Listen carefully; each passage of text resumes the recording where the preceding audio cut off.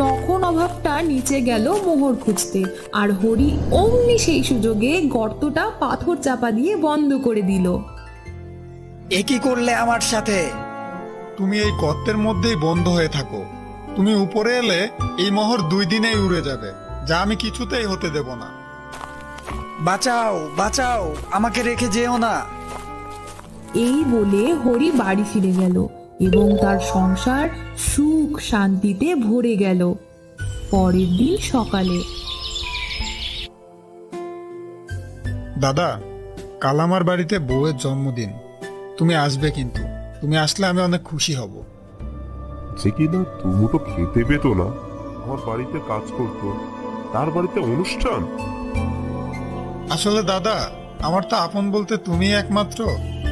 তা এখন আমি আসি দাদা, আরো গ্রামের মানুষকে নেমন্তন্ন করতে হবে।